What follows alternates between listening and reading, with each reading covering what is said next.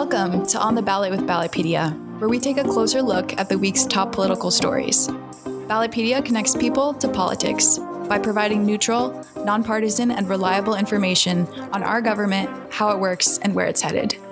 We're here to give you the facts so you can form your own opinion. I'm Victoria Rose. Thanks for being with us. Today, we'll unpack our margin of victory analysis from the 2020 state legislative elections with staff writer Joel Williams. And later in the show, we'll also discuss President Joe Biden's federal judicial nominations with staff writer Paul Rader. Joining me now to talk about our margin of victory analysis in the 2020 state legislative elections is staff writer Joel Williams. Hi, Victoria. Thanks for having me. Yeah, thanks for being here. Our listeners can't see this, but Joel actually has a gnome riding a corgi on his bookshelf in the background.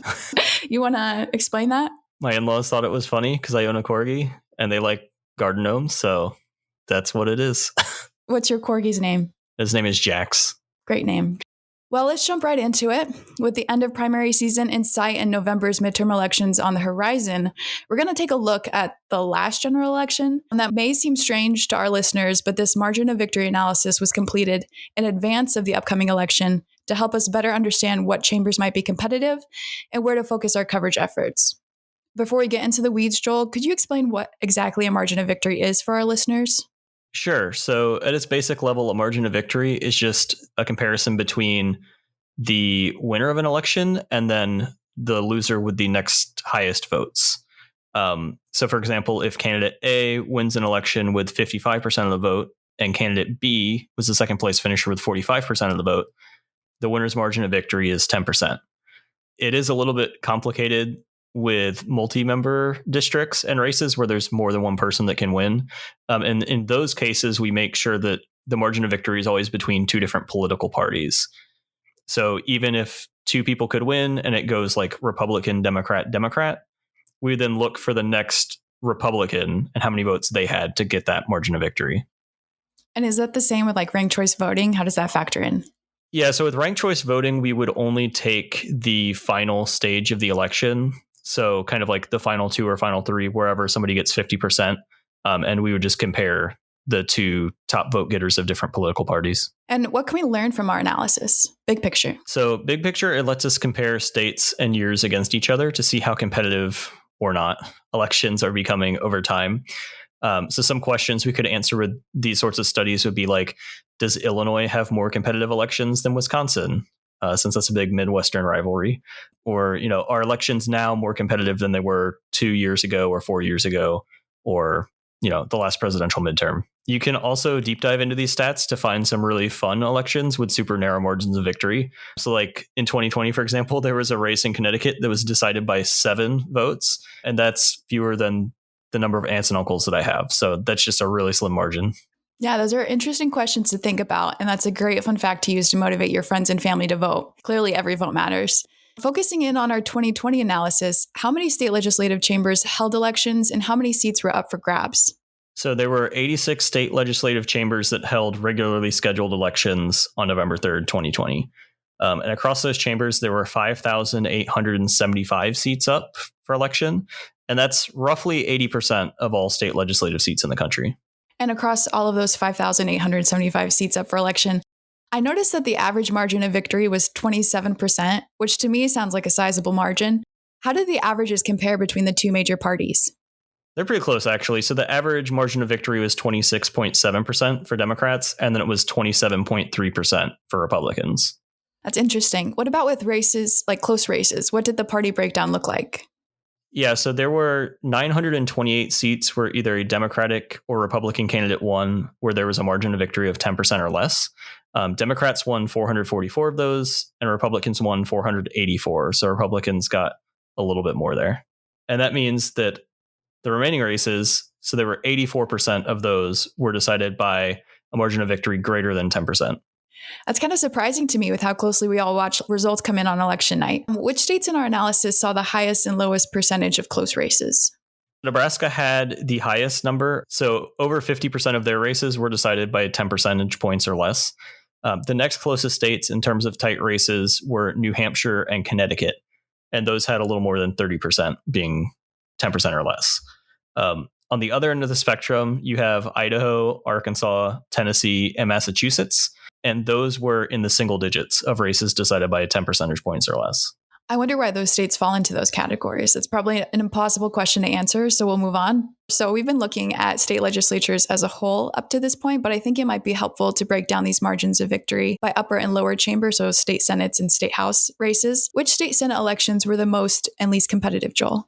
Yeah, so there's definitely a pretty big gap when we talk about most and least competitive.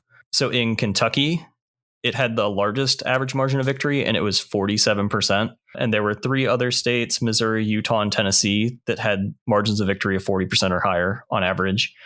And then mostly in the Northeast, the margin of victory is smaller. So Vermont had the smallest at 11% on average. And then New Hampshire, Connecticut, Maine, and I guess West Virginia is not the Northeast, but those are all under 20%. It's almost there. I'm wondering now if lower chamber MOVs match with the upper chamber results. There's definitely a correlation there. So states with higher MOVs for Senate races also typically have high MOVs for the House races, and the same is true for the low ones. So 15 state houses had average margins of victory higher than 30%. And Tennessee, Hawaii, and Idaho were the highest at over 38%. On the other side of that, 5 states had margins lower than 20%. And Arizona, Vermont, North and South Dakota, and New Hampshire all had below 10%. It'll be interesting to see how these figures compare to the November midterms.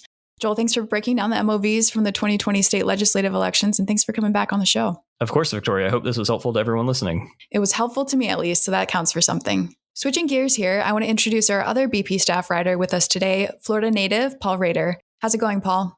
It's going well, Victoria. How are you? I'm doing well. Our listeners may not know this, but Ballotpedia is a remote workplace. So when I imagine Paul working, it's on the beach, typing away on his computer, kind of more like a vacation. Correct me if I'm wrong. Well, that'd be nice, but I'm about 15 minutes from the beach. 15? That's closer than I am. I guess I could go and work out there if I wanted to. We're using work with quotation marks, right? Yeah, exactly. Right. So we'll jump right into it. Since taking office, President Joe Biden has nominated 132 individuals to federal judgeships on Article 3 courts. How many of them have been confirmed thus far? So as of August 4th, 2022, 76 of the nominees have been confirmed. For those who don't know, Article 3 courts are composed of 4 major federal courts: the Supreme Court, the Court of Appeals, the District Courts, and the Court of International Trade. His most noteworthy nomination to date, as many of our listeners can guess, has been appointing Ketanji Brown Jackson to the Supreme Court.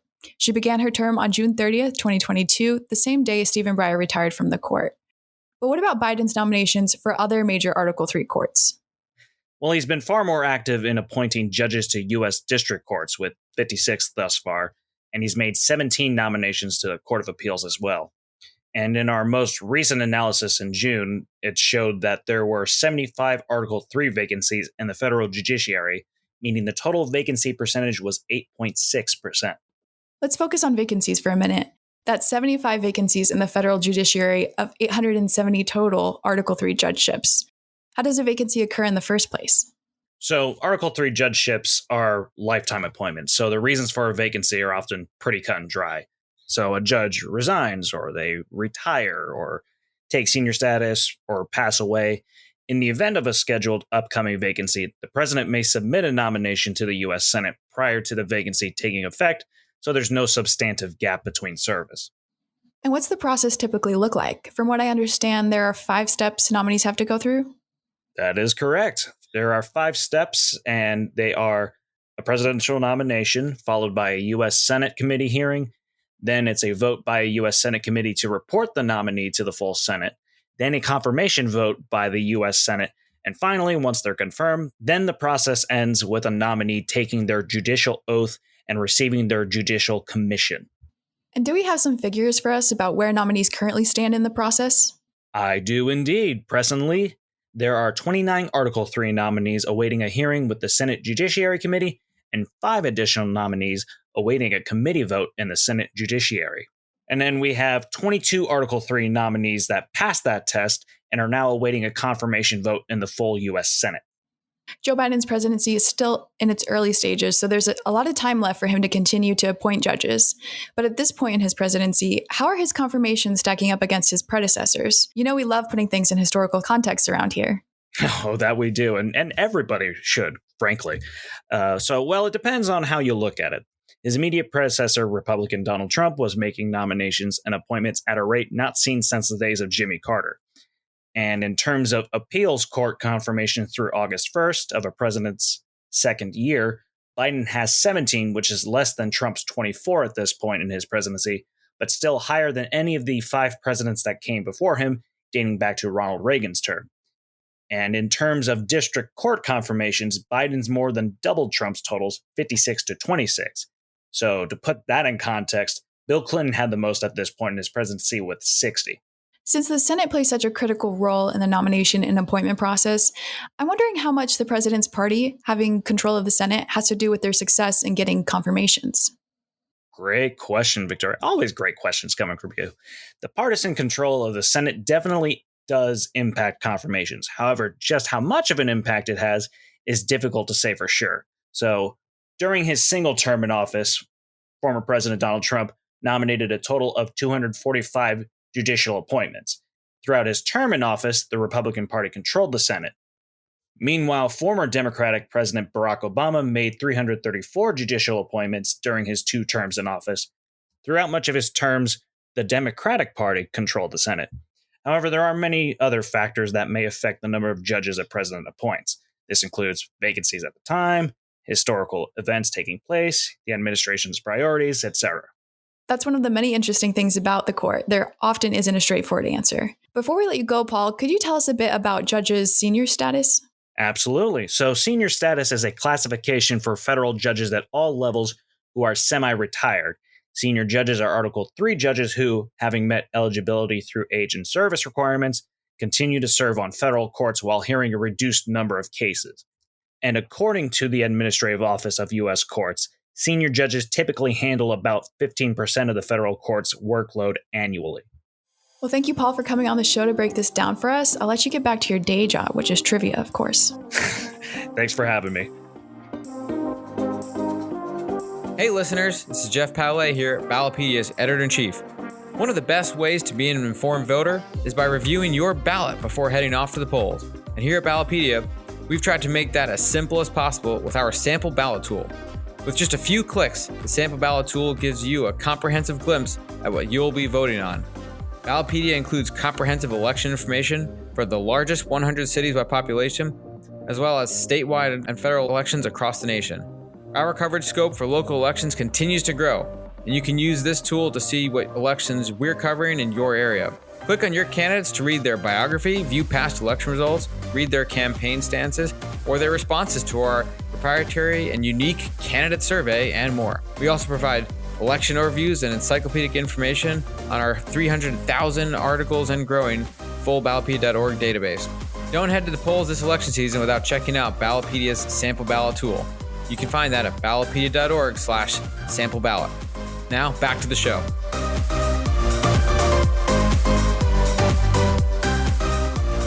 Wow, what a great interview that Paul Rader guy did, huh? Almost sounded like I knew what I was talking about, but now I'm back in the house to dish out more U.S. political trivia. Today's topic is recall elections.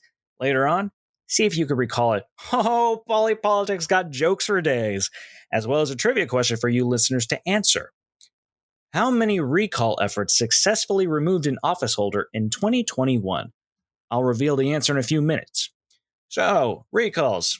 The kind of election where we channel our mothers and tell politicians, we brought you into this office and we can take you out. 39 states allow for recalls of some sort. In the cases of Illinois and Rhode Island, there are only specific officials that can be recalled.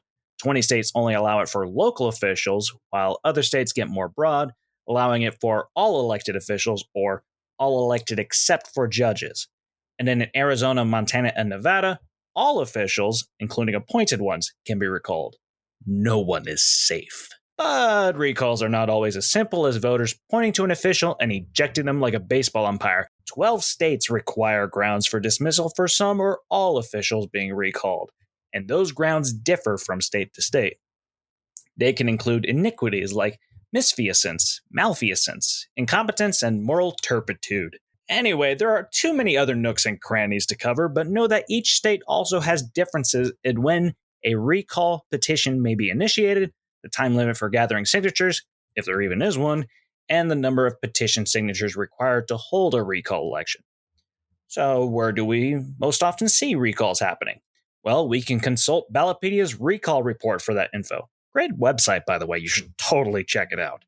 Looking at the year-end analyses, California has led the way in the number of officials targeted for recall every year since at least 2015, with the exception of 2018, when Michigan eked out first place with 67 recall targets to California's 64. Other states like Colorado, Idaho, and Arizona are often on the high end of the spectrum as well. But keep in mind those differences between states as to which officials can be recalled. BP's 2022 mid-year report indicates that we may see something like 2018 again, as Michigan has the lead with 70 recall targets, while California has 64.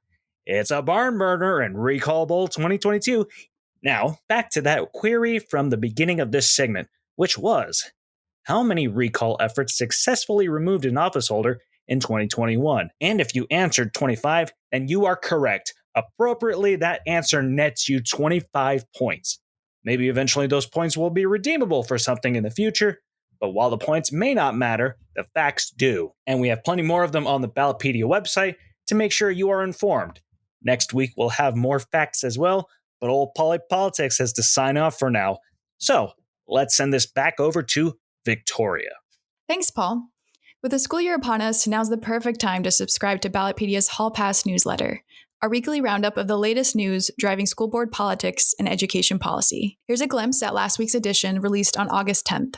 In an August 1st meeting, the Texas State Board of Education began discussing proposed changes to the state's social studies curriculum that would align with Senate Bill 3. That bill, which went into effect in December of last year, prohibits teaching what it defines as divisive concepts. Examples include promoting ideas that, quote, one race or sex is inherently superior to another race or sex, and that an individual by virtue of the individual's race or sex is inherently racist, sexist, or oppressive, whether consciously or unconsciously, end quote.